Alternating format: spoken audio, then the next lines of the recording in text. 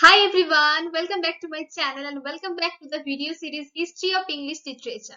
Finally, we have come to the last chapter of the video series History of English Literature. In this video, we will discuss postmodern age. If you haven't watched the previous videos starting from Anglo-Saxon period to the modern age, please go and check out the playlist History of English Literature. So basically, now we are living in the postmodern world. So this age started after the Second World War, that is after 1945, and still we are living in this age.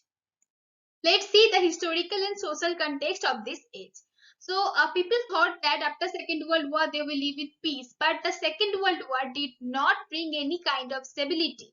We see that in 1945, atomic bomb fell in Hiroshima and Nagasaki. After this incident, people understood that world might end at any moment.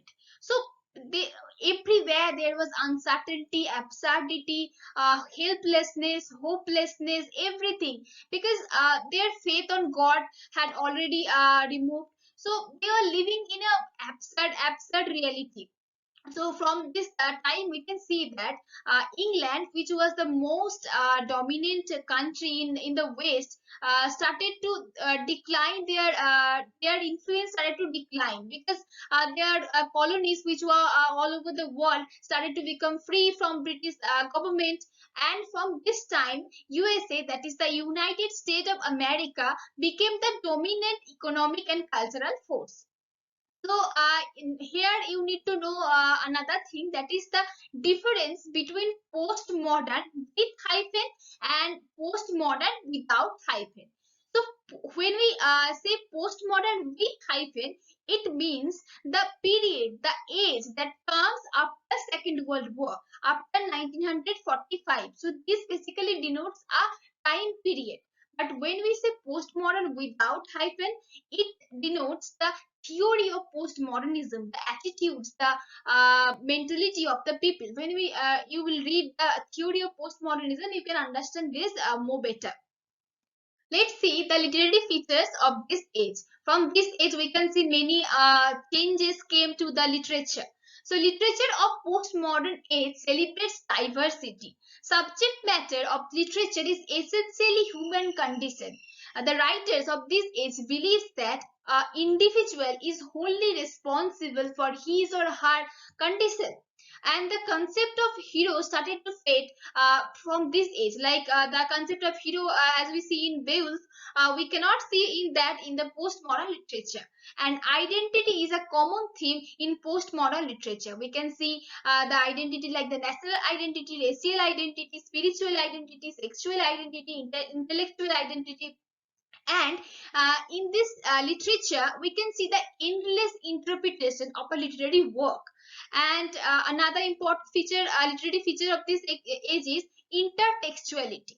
So intertextuality is, it can be a reference or parallel to another literary work as extended discussion of a work or adaptation of a style, like Wild Sargasso Sea by Jane Rees, which was a later written prequel of Jane Eyre, written by Charlotte Bronte. And the term intertextuality was first coined by Julia Kristeva. Pastiche. Pastiche can be a combination of multiple genres to create a unique narrative or to comment on situation in postmodernity.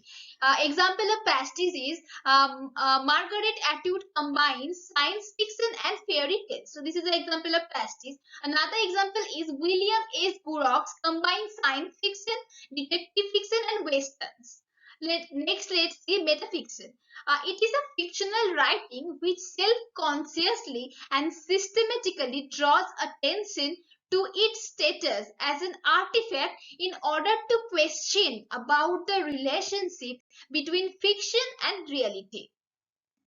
Next literary feature is a theater of absurd. So theater of absurd basically a kind of dramas which portrays the meaninglessness of human life.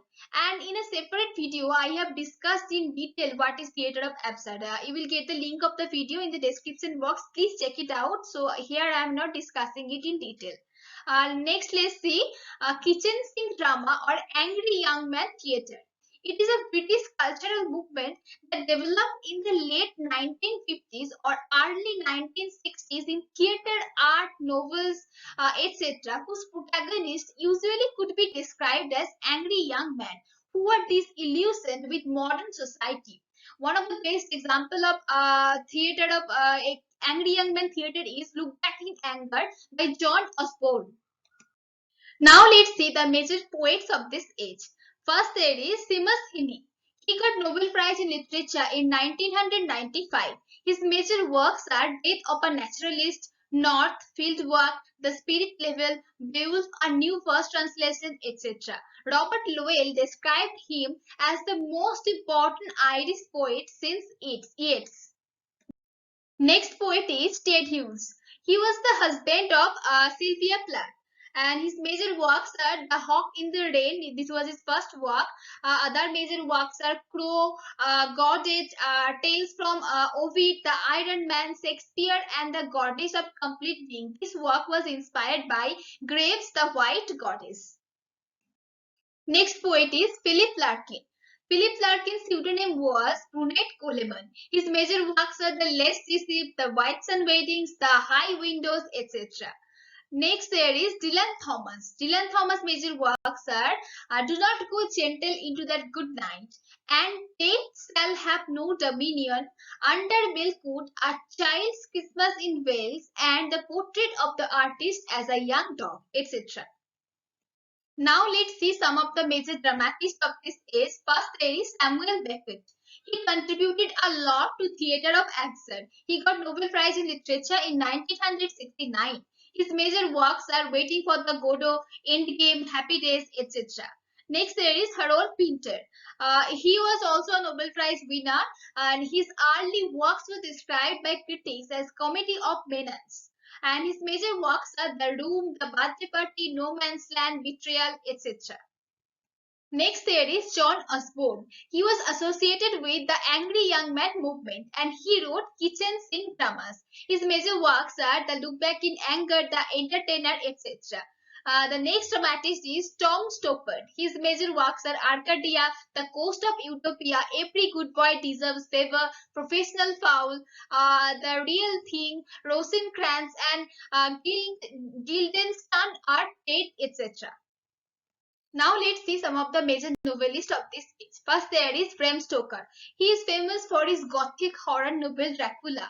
And next there is Somerset Maugham. His first novel is Lisa of Lambeth. It became so successful that he gave up his medicine career and started writing. And his other major works are Magician, Of Human Bondage, The Painted Veil, The Moon and Sixpence, etc. Doris Lessing. His pen name is Jane Somers. Got Nobel Prize in Literature in 2007. And major works are The Grass is Singing, The Golden Notebook, The Good Terrorist, etc. Next there is William Golding. His major works are Lord of the Flies, Rite of Passage, etc. And he got Booker Prize and Nobel Prize also in Literature.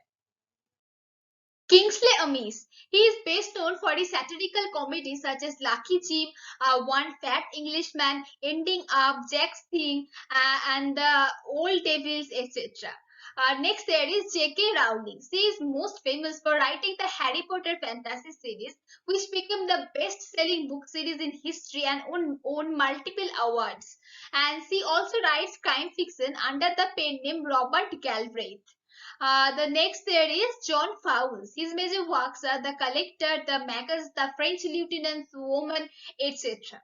So this was all about the postmodern age. I have tried to give you a overview of this age. I hope you have find this video helpful. So finally, the video series History of English Literature is completed. I hope you have liked this video series. I hope this will be helpful to you. So please like, comment, and share with your friends this video and the whole series also.